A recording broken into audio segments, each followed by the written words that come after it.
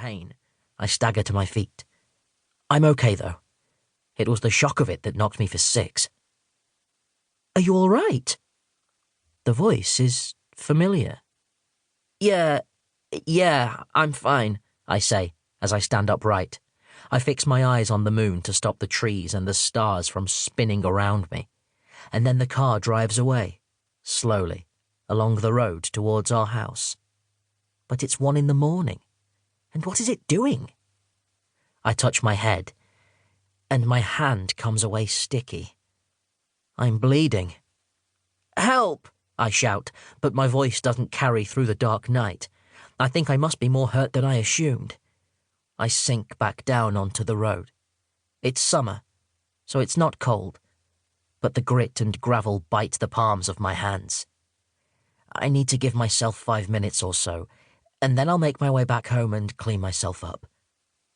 But then I hear footsteps. Thank goodness. They're coming back. I'm going to get help. The moon throws a milky light, and the moving shadow gets nearer and nearer. Then a bright light is shone into my eyes, just briefly, but enough to totally blind me. Help, I say. I'm more injured than I first thought.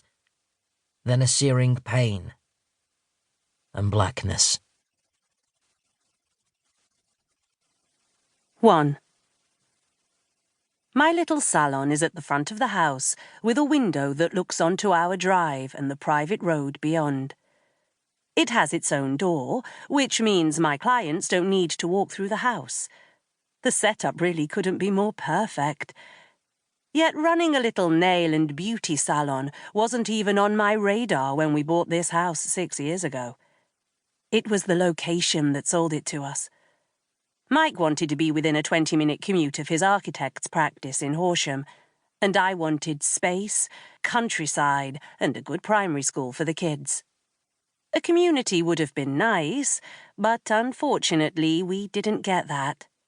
The neighbours keep to themselves around here.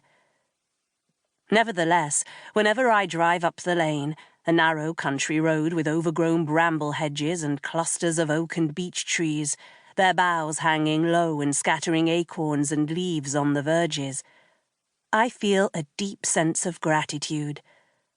I wanted the countryside idyll, and I've got it. I can't decide which season I like the best.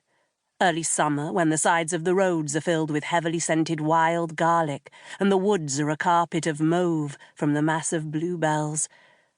Or the autumn, when shiny chestnut conkers roll along the lane and acorns crunch underfoot.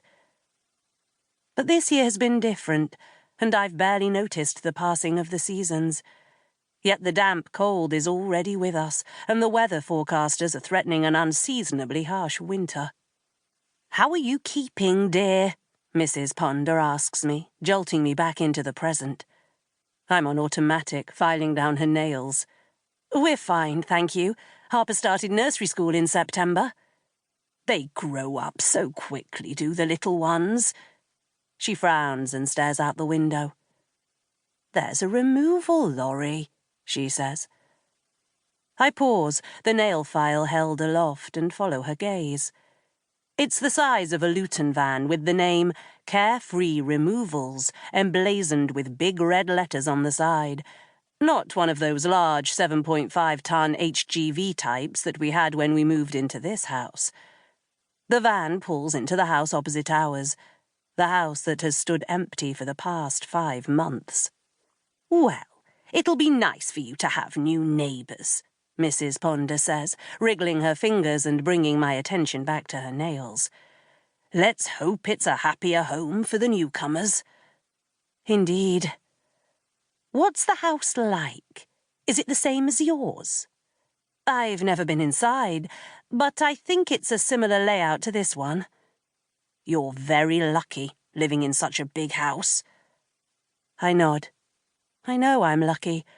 Lucky beyond my wildest dreams.